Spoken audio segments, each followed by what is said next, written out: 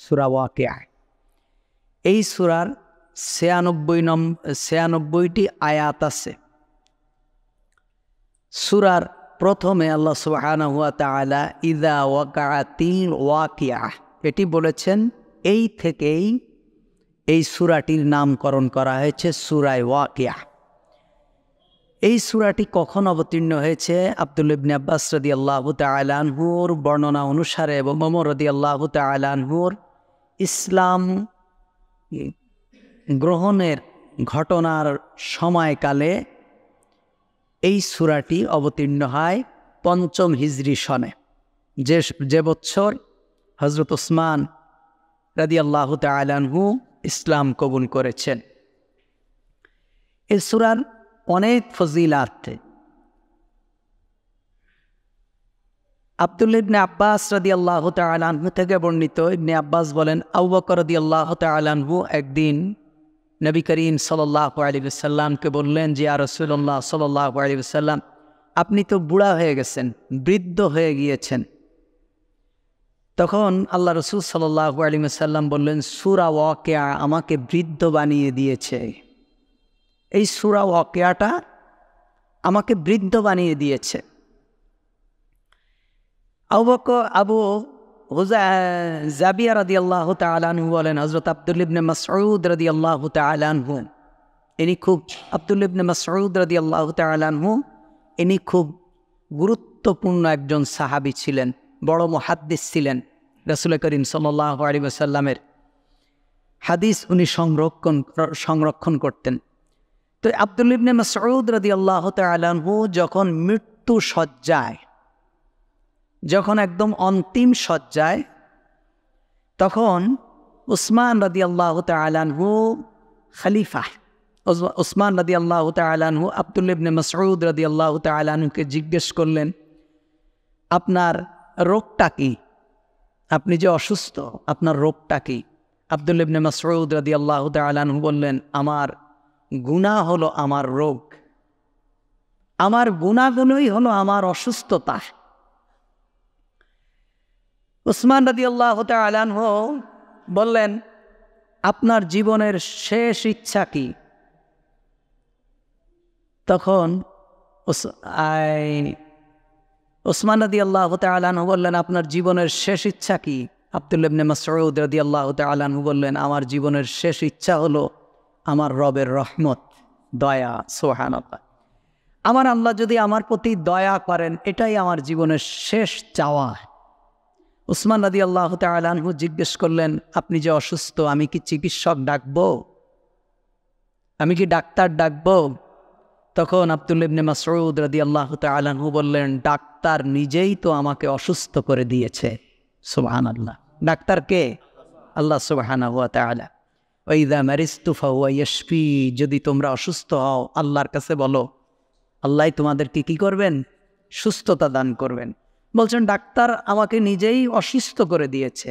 তখন উসমান রাদিয়াল্লাহু তাআলা আনহু বললেন যে, আমি কি বাইতুল মাল থেকে কিছু সম্পদ আপনাকে দেব আপনার এই শেষ সময়? তো বললেন, আমি সম্পদ দিয়ে কি করব? তো বললেন, আপনার ছেলে মেয়েরা আছে? বললেন, না, আমি আমার ছেলে মেয়েদেরকে সূরা ওয়াকিয়া শিখিয়েছি। আমার ছেলে মেয়ে যদি, আল্লাহ রাসূল সাল্লাল্লাহু আলাইহি ওয়াসাল্লাম বলেছেন যে কোনো ব্যক্তি যদি প্রতিদিন ঘুমানোর আগে সূরা ওয়াকিয়া তেলাওয়াত করে, তাহলে তার সংসারে কখনো কোনো অভাব অনটন থাকবে না। সুবহানাল্লাহ। সূরা ওয়াকিয়া খুব গুরুত্বপূর্ণ। আব্দুল্লাহ ইবনে মাসউদ রাদিয়াল্লাহু তাআলা আনহু থেকে বর্ণিত, রাসূল করিম সাল্লাল্লাহু আলাইহি ওয়াসাল্লামকে বলতে শুনেছি, আব্দুল্লাহ ইবনে মাসউদ বলেন যে আমি রাসূল সাল্লাল্লাহু আলাইহি ওয়াসাল্লামকে বলতে শুনেছি, যে ব্যক্তি প্রতি রাতে সূরা ওয়াকিয়া পড়বে সে কখনো অভাবে পড়বে না। এই সূরাটার আমল খুব গুরুত্বপূর্ণ, সূরা ওয়াকিয়া। আজকে সেই সূরার তাফসীর আমি আপনাদেরকে শোনাবো। এই সূরার আলোচ্য বিষয় হলো কিয়ামত, আখিরাত, তাওহীদ এবং কোরআন সম্পর্কে কাফিরদের সন্দেহ সংশয়ের প্রতিবাদ। কাফিররা কিয়ামতকে অস্বীকার করত। কাফিররা কি কিয়ামত এবং মহাপ্রলয়, পরকালীন জীবন সম্পর্কে অস্বীকার করত। তখন আল্লাহ সুবহানাহু ওয়া তাআলা তাদেরকে শিক্ষা দেওয়ার জন্যই আল্লাহ সুবহানাহু ওয়া তাআলা সূরা ওয়াকিয়া অবতীর্ণ করেছেন। আল্লাহ তাআলা বলছেন, বিসমিল্লাহির রহমানির রহিম, ইযা ওয়াকাআতিল ওয়াকিআহ, সেই মহাপ্রলয় কিয়ামত সংঘটিত হবে। কাফিররা যখন অস্বীকার করে যে কিয়ামত বলে কিছু হবে না, মানুষ মরে যাবে, পৃথিবী ধ্বংস হয়ে যাবে, ওরা আল্লাহকে বিশ্বাস করত। ওরা আল্লাহকে কি, মক্কার কাফের মুশরিকরা আল্লাহকে বিশ্বাস করত, কিছু প্রয়োজন হলে আল্লাহর কাছে চাইতো, কিন্তু পরকাল স্বীকার করতো না। তারা বলতো মানুষ মারা যাবে, হাড্ডি গুড্ডি পচে যাবে, রক্ত মাংস একাকার হয়ে যাবে, শত শত বছর, হাজার হাজার বছর আগে মানুষ মারা গেছে, মাটি কবর সব একাকার হয়ে গেছে, কারো কোনো চিহ্ন নাই। এই মানুষ আবার কিভাবে কিয়ামতের দিন আল্লাহ সুবহানাহু ওয়া তাআলা উঠাবেন, এই তারা অবিশ্বাস করত। তখন আল্লাহ তাআলা বলছেন, ইযা ওয়াকাআতিল ওয়াকিআহ, যখন সেই মহাপ্রলয় সংগঠিত হবে। ওয়াকিআহ, ওয়াকিআহ মানে কি, কিয়ামত। কিয়ামতের আরেক নাম হলো ওয়াকিআহ। যখন কিয়ামত সংগঠিত হবে, লাইসা লিওয়াকাতিহা কাযিবাহ, তার সংগঠনে কোনো মিথ্যা সাব্যস্তকারী নেই। যখন কিয়ামত সংগঠিত হয়েই যাবে, তখন কেউ আর সেটাকে অবিশ্বাস করতে পারবে না, লোকের চোখের সামনে চলে আসবে সব কিছু। আল্লাহ সুবহানাহু ওয়া তাআলা বলছেন যে ওয়াকিয়া, কিয়ামত অনিবার্য সংগঠিত হবে, তখন এটাকে মিথ্যা বলার কোনো আর সুযোগ থাকবে না। এটা মক্কার কাফির মুশরিকদেরকে রাসূল করিম সাল্লাল্লাহু আলাইহি ওয়াসাল্লামের দাওয়াতের পরিপ্রেক্ষিতে মক্কার কাফির এবং মুশরিকরা যখন বলতো যে কিয়ামত হবে না, তাদের কথার প্রতিবাদে আল্লাহ সুবহানাহু ওয়া তাআলা এই সূরা অবতীর্ণ করেছেন। তারা রাসূল করিম সাল্লাল্লাহু আলাইহি ওয়াসাল্লামের মুখে ইসলামের দাওয়াত শুনেছেন তথা কিয়ামত সংগঠিত হওয়ার শেষ বিচার এবং জান্নাত এবং জাহান্নাম লাভ করার ব্যাপারে একেবারেই অসম্ভব বলে মনে করত। তাদের কথা ছিল এই পাহাড় পর্বত, নদী নালা, চন্দ্র সূর্য, গ্রহ নক্ষত্র সব কিছু ধ্বংস হয়ে যাবে এবং হাজার হাজার বছরের মৃত্যু ব্যক্তিরা সবাই পুনরুজ্জীবিত হবে, এটা কোনোভাবেই সম্ভব নয়। তারা মনে করে এটা হলো একটা নিয়ম তান্ত্রিক চলছে, মানুষ আসছে মানুষ যাচ্ছে, এইভাবে কিয়ামত পর্যন্ত কিয়ামত হবে না, এটা চলতেই থাকবে, আমরা মরে গেছি মাটি হয়ে যাব। বুঝেননি?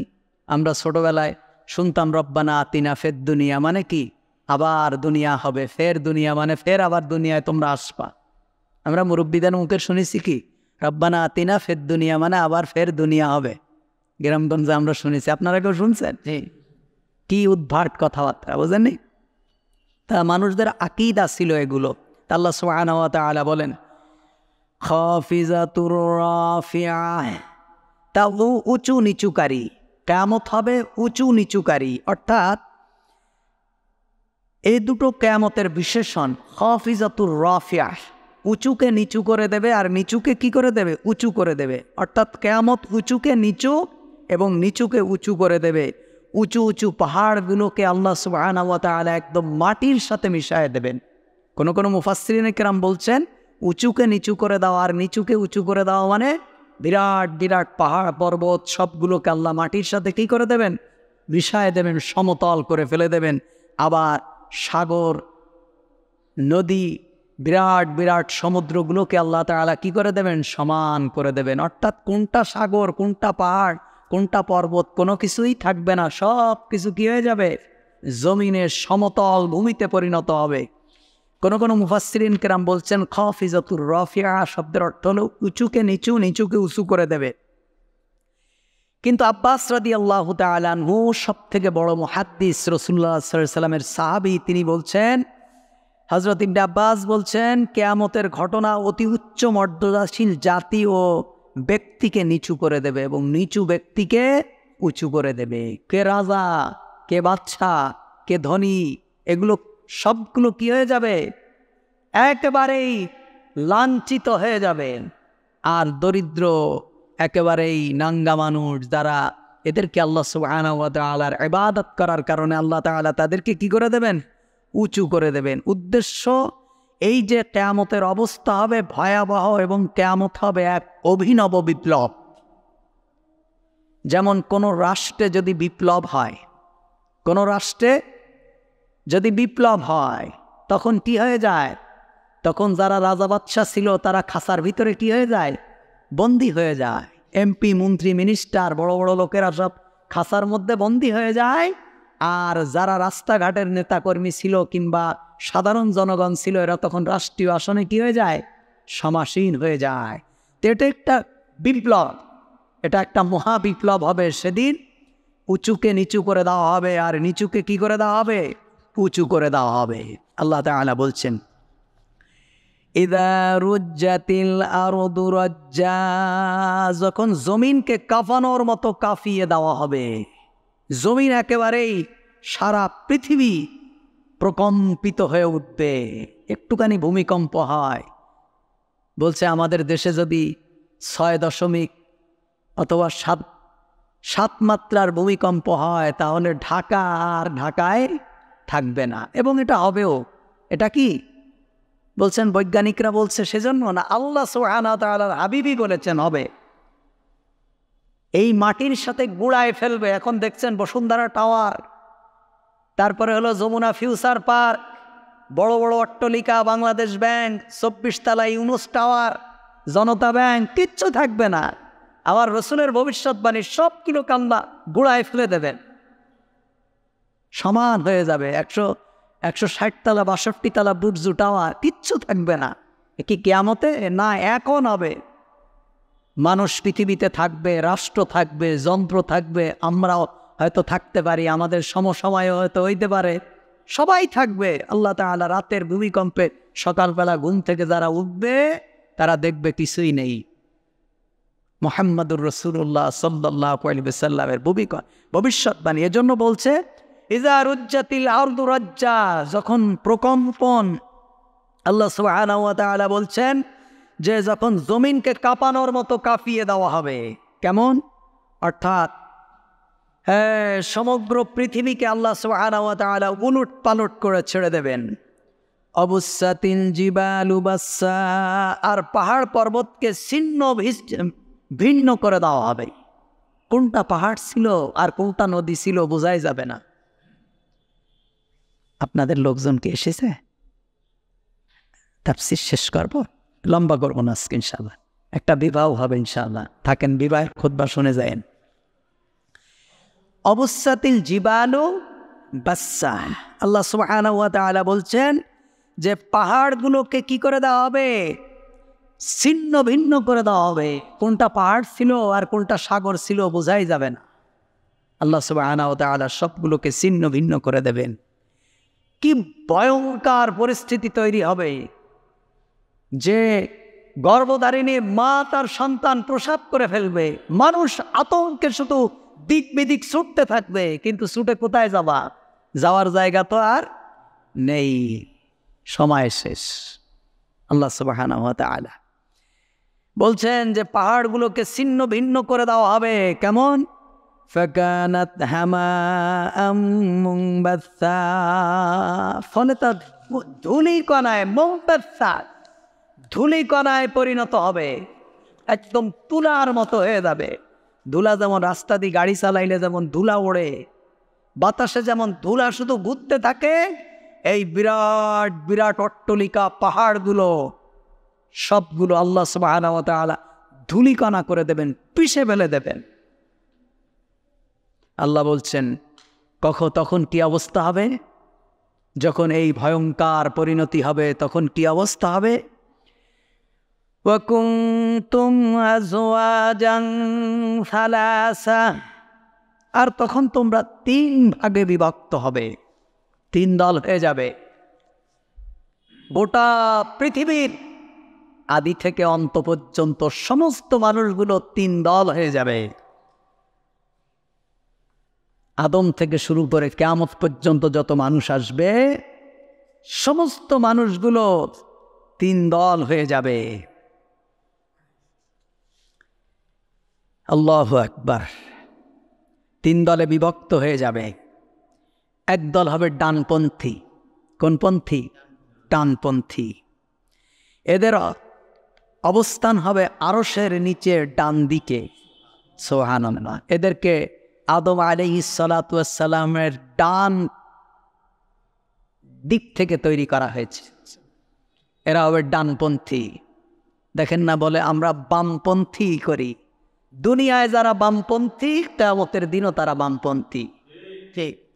দুনিয়ায় যারা ডানপন্থী, ডানপন্থী কি? কোরআন। বলেন ডানপন্থী কি? কোরআন। ডানপন্থী হলো সুন্নাহ, ডানপন্থী হলো ইসলাম, ডানপন্থী হলো মুসলিম, ডানপন্থী হলো নবীর তরিকা। এর বাইরে যারা আছে, যত পথ আর মত, যত মতবাদ আছে, সব হলো বামপন্থী। অকুনতুম আজওয়াজান সালাসা, সেদিন 3 দলে বিভক্ত হবে। সেদিন আর কোনো দল নেই। সেদিন কোনো বীরের দলও থাকবে না, সেদিন কোনো কমিউনিজমও থাকবে না, সেদিন কোনো সমাজতন্ত্র থাকবে না, সেদিন কোনো সেকুলারও থাকবে না। সেদিন হবে 3 দল। অকুনতুম আজওয়াজান সালাসা। আল্লাহ তাআলা বলছেন, একটা হবে ডানপন্থী, যারা আরশের নিচে থাকবেন। সুবহানাল্লাহ। আল্লাহ রাসূল বলছেন, সাবআতু ইউযিল্লুহুমুল্লাহু ফি যিল্লিহি ইয়াওমা লা যিল্লা ইল্লা যিল্লুহু, ইমামুন আদিলুন ওয়া শাবুন নাশা ফি ইবাদাতিল্লাহি তাআলা ওয়া রাজুলুন কলবুহু মুআল্লাকুন ফিল মাসজিদি ইযা খারাজা মিনহু হাত্তা ইয়াউদ। আল্লাহ রাসূল বলছেন যে কিয়ামতের দিন কোনো ছায়া থাকবে না, শুধুমাত্র আরশের ছায়া থাকবে। সুবহানাল্লাহ। আরশে আজিমের উপরে কে আছেন? আল্লাহ আছেন। এই আরশের ছায়া ছাড়া আর কোনো ছায়া থাকবে না। সূর্যের প্রখর তাপে মানুষের মাথার ঘিনু টাস করে ভেঙে ছিটকে পড়ে যাবে। ঘিনুগুলো টক টক টক টক করে ফুটতে থাকবে। মানুষের মাথার ঘাম কারো পা পর্যন্ত, কারো হাঁটু পর্যন্ত, কারো কোমর পর্যন্ত, কারো মাজা পর্যন্ত, কারো মুখ পর্যন্ত, কারো থুতনি পর্যন্ত, কেউ তার ঘামের ভিতরে ডুবতে থাকবে, তার আমল অনুযায়ী, কর্ম অনুযায়ী। এই কঠিন পরিস্থিতির সময় আল্লাহ রাসূল বলছেন, 7 শ্রেণীর মানুষদেরকে আল্লাহ তাআলা আরশে আজিমের নিচে ছায়া দেবে। মাত্র 7 শ্রেণীর মানুষ। ইমামুন আদিল, এক হলো ন্যায় বিচারক, যারা কি সমাজে ন্যায় বিচার করে, যারা পারিবারিক, পরিবার, সমাজ, রাষ্ট্র ন্যায় বিচারক। ন্যায় বিচার করে একমাত্র আল্লাহর সিদ্ধান্ত ছাড়া আর কারো সিদ্ধান্তের কাছে মাথা নত করে না। ফাইন তানাযাতুম ফি শাইইন ফারুদ্দু ইলাল্লাহি ওয়ার রাসূল। কোনো ব্যাপারে যদি তোমরা মত পার্থক্যের মধ্যে পড়ে যাও, আল্লাহ এবং তার রাসূলের দিকে ফিরে যাও। সুবহানাল্লাহ। তো বলছেন ইমামুন আদিল, ন্যায় বিচারক যারা থাকবেন তারা আরশে আজিমের নিচে ছায়া পাবেন। তারপরে কি? ওয়াশাবুন নাশা ফি ইবাদাতিল্লাহি তাআলা, ওই যুবকদেরকে আল্লাহ তাআলা আরশে আজিমের নিচে ছায়া দেবেন, যেই যুবকেরা তাদের যৌবন বয়সটা আল্লাহর রাস্তায় কাটিয়ে দিয়েছে, অর্থাৎ যৌবন বয়সে ইবাদত করেছে। যৌবন বয়সে কি? ইবাদত করেছে। যৌবন বয়সের ইবাদতের মর্যাদা আল্লাহর কাছে বেশি। ওয়ারাজুলুন কলবুহু মুআল্লাকুন ফিল মাসজিদ ইযা খারাজা মিনহু হাত্তা ইয়াউদা ইলাইহি, আর ওই ব্যক্তিকে আল্লাহ আরশের নিচে ছায়া দেবেন, যেই মসজিদ, যেই ব্যক্তির অন্তরটা মসজিদের সাথে লেগে থাকে। যখন নামাজ পড়ে, ফজরের নামাজ পড়ে যখন চলে যায়, তখন চিন্তা করে জোহরের নামাজটাও মসজিদে এসে পড়ব। জোহরের নামাজ পড়ে যখন বাড়ি যায়, অন্তরটা মসজিদের সাথে লেগে থাকে, আরে আসরের আজান দিলে মসজিদে যেয়ে নামাজ পড়ব। আসরের নামাজ পড়ে যখন বাড়ি যায়, বাজারে যায়, ঘাটে যায়, আত্মীয় স্বজনের বাড়ি যায়, যখন যেখানেই যায় চিন্তা করে যখনই আজান দিবে মসজিদে গিয়ে সালাত আদায় করব। এই মসজিদের সাথে যাদের অন্তর লেগে থাকবে, আল্লাহ তাদেরকে আরশে আজিমের নিচে ছায়া দেবে। তো বলছে যে কি, ডান দিকের লোকেরা কিয়ামতের দিন ডানপন্থী, তাদের আমলনামার ডান হাতে দেওয়া হবে। ডানপন্থী এক। 2 নম্বর হলো বামপন্থী, এদেরকে আরশের বাম পাশে সমবেত করা হবে। ডানপন্থীরা আরশের ডান পাশে থাকবে, বামপন্থীরা কোথায় থাকবে? আরশের বাম পাশে। দুনিয়ায় যত মাস্তি আছে করে নাও, দুনিয়ায় যত মাতবরি আছে করে নাও, দুনিয়ায় যত বাবড়ানোর দরকার বাবড়ায় নাও, কিয়ামতের দিন তোমাদের জন্য কিছুই থাকবে না, আরশের বাম পাশে থাকবে। আল্লাহ তাআলা বলছেন, আর অকুনতুম আজওয়াজান সালাসা, তিন দল, একটা হলো ডানপন্থী, আরেকটা হলো বামপন্থী, আরেক দল হলো অগ্রবর্তী দল। এরা ডানপন্থীর থেকেও অগ্রবর্তী। এরা একদম আরশের মালিকের সামনে বিশেষ মর্যাদা এবং নৈকট্যে থাকবে। সুবহানাল্লাহ। এরা হবে নবী, এরা হলো সিদ্দিক, এরা হলো শহীদ, যারা আল্লাহর দ্বীনের জন্য নিজের জীবনকে উৎসর্গ করে দেয়। সুবহানাল্লাহ। এরা ওয়াসাবিকু ইলা মাগফিরাতিম মির রাব্বিকুম, এরা প্রতিযোগিতা করে আল্লাহর রহমতের জন্য। কি করে? প্রতিযোগিতা করে, আল্লাহর রহমত পাওয়ার জন্য প্রতিযোগিতা করে, জান্নাত পাওয়ার জন্য প্রতিযোগিতা করে। এরা হলো অগ্রগামী ব্যক্তি। তাহলে দুই দল হবে জান্নাতি, আর এক দল কি? জাহান্নামী। এর বিশাল ব্যাখ্যা, সংক্ষিপ্ত তাফসীরে তো এত কথা বলা যাবে না। আল্লাহ তাআলা বলছেন, ফাসহাবুল মাইমানাতি মা আসহাবুল মাইমানাহ, অতঃপর ডান দলের লোকেরা কতই না সৌভাগ্যবান। ডান দলের লোকেরা, আল্লাহ বলছেন যে তিন দল হবে, একটা হলো ডানপন্থী। ডান দলের লোকেরা খুবই সৌভাগ্যবান। আল্লাহ তাআলা বলছেন আসহাবুল মাইমানা, এরা খুবই সম্মানিত। ডানপন্থী যারা, এদের কোনো চিন্তা নেই।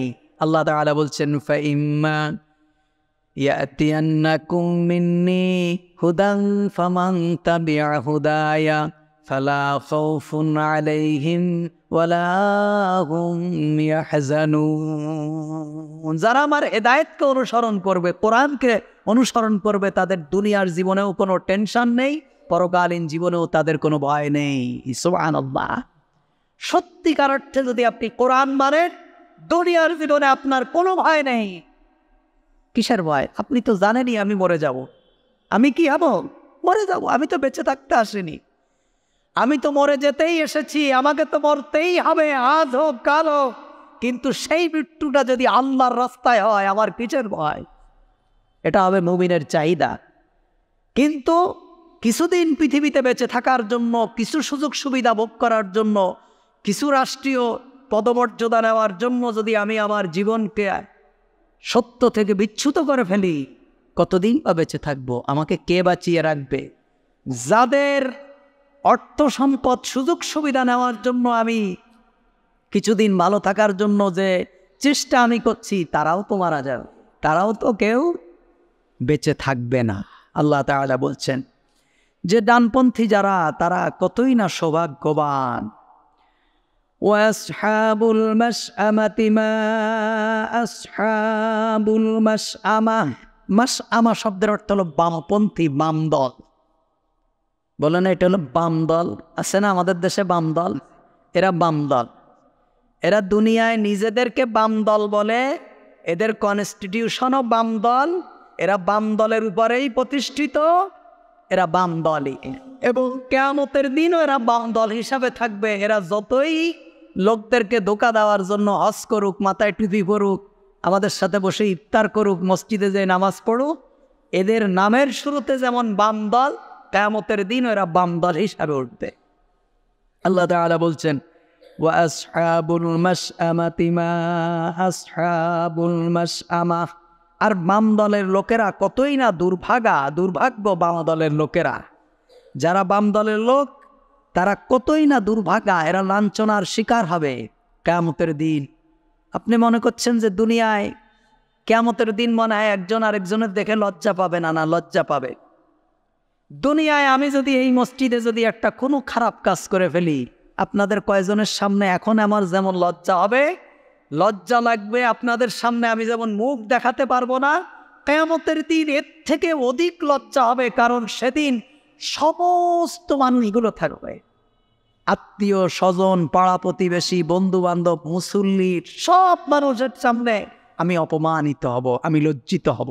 আল্লাহ তাআলা বলছেন ওয়াস-সাবিকুনা আস-সাবিকুন, অগ্রগামীরা তো অগ্রগামী, সাবিকুন অর্থাৎ অগ্রগতি তারাই যারা দুনিয়ায় সৎকর্মে অন্যের চেয়ে অগ্রে থেকেছে, যারা দুনিয়ায় সৎকর্মে প্রতিযোগিতা করেছে, এরা হলো অগ্রগামী। দুনিয়ায় সৎকর্মে কি করেছে? প্রতিযোগিতা করেছে। নিজেও ইসলাম মেনেছে, নিজের পরিবারকেও ইসলাম মানিয়েছে, নিজের সন্তানাদিকে ইসলাম শিখিয়েছে, এবং শুধু তাই না, সৎ কাজে প্রতিযোগিতা করেছে। চিন্তা করেছে, আরে আমার ইবাদত মনে হয় কম হয়ে যাচ্ছে, অমুকের মনে হয় বেশি হয়ে যাচ্ছে। আল্লাহ রসুল বলছেন 3 জায়গায় হিংসা করো। 3 জায়গায় কি করো? হিংসা করো। লা হাসাদা ইল্লা তালাস। আল্লাহ রসুল বলছেন কোনো হিংসা নেই, কিন্তু 3 জায়গায় তোমরা হিংসা করো। কোন জায়গায়? আমলের ক্ষেত্রে, যে আমার ভাইরা আমল করে, আরে আমি ওর থেকে বেশি করব, আমি কি ওর থেকে কমে আছি নাকি? এই হিংসা করে আমল করো, প্রতিযোগিতা করো। ও ব্যক্তি 2 রাকাত পড়েছে, আমি 4 রাকাত পড়ব। ও ব্যক্তি প্রতিদিন কোরআন পড়ে, আমি প্রতিদিন 2 বার পড়ব। ও ব্যক্তি 1টা হাদিস পড়ে, আমি 2টা পড়ব। ও ব্যক্তি জুমার দিন 12:30টায় যায়, আমি 12:15টায় যাব। প্রতিযোগিতা করো। আল্লাহ তাআলা বলছেন, সারিউ ইলা মাগফিরাতিন মির রাব্বিকুম, দৌড়াও দৌড়াও দৌড়াও, আল্লাহর ক্ষমার দিকে দৌড়াও, আল্লাহর ক্ষমার দিকে দৌড়াও। আল্লাহ তাআলা বলছেন, যারা সৎকর্মে প্রতিযোগিতা করবে, যারা সৎকর্মে এগিয়ে থাকবে, যাদের আমলনামা বেশি থাকবে, ও ব্যক্তি 2 টাকা দান করেছে, আমি 4 টাকা করব। ওই ব্যক্তি 1টা মিসকিনকে খাওয়ায়, রমজানে 1টা ফকিরকে খাওয়ায়, আমি 2টাকে খাওয়াবো।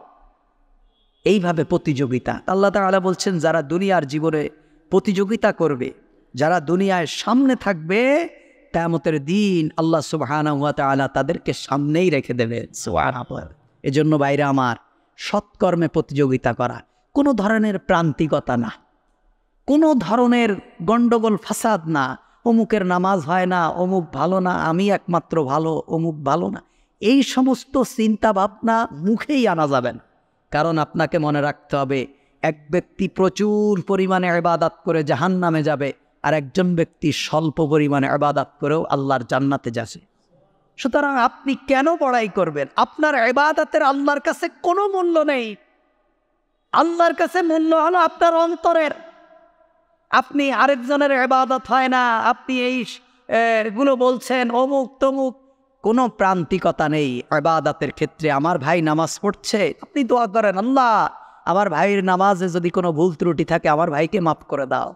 আল্লাহ আমার ভাইয়ের কিরাতে যদি কোনো ভুল ত্রুটি থাকে, তাকে মাফ করে দাও। আল্লাহ তার পারিবারিক জীবনে যদি কোনো সমস্যা থাকে, তাকে মাফ করে দাও। আপনি তার জন্য দোয়া করবেন। আপনি তা না, ভাই অমুকের এই হয় না, অমুকের তাই হয় না, অমুকের নামাজ হয় না, এই গন্ডগোল আর ফাসাদ আমাদের সমাজে চলতেই আছে। আমি একমাত্র ভালো, আমার দাওয়াতি কাজ ভালো, আমার এইটা ভালো, ওর অমুক ভালো, তবলিগ জামাত ভালো না, জামাত ইসলাম ভালো না, শাসনতন্ত্র ভালো না, অমুক ভালো না। হ্যাঁ, সুনির্দিষ্টভাবে যদি কারো জীবনে আপনি শিরিক দেখতে পান, বেদাত দেখতে পান, আপনি তাকে শুধরায় দেন। আপনি বলেন যেটা রাসূলুল্লাহর তরিকা না, কিন্তু আপনি কোনো ব্যক্তির একটু ত্রুটির কারণে টোটালটাকে আপনি একেবারেই হাইলাইট করে বলবেন যে তোমার সবগুলো খারাপ, এ অনুমতি মুহাম্মদুর রাসূলুল্লাহ সাল্লাল্লাহু আলাইহি ওয়াসাল্লাম আমাদেরকে দেননি।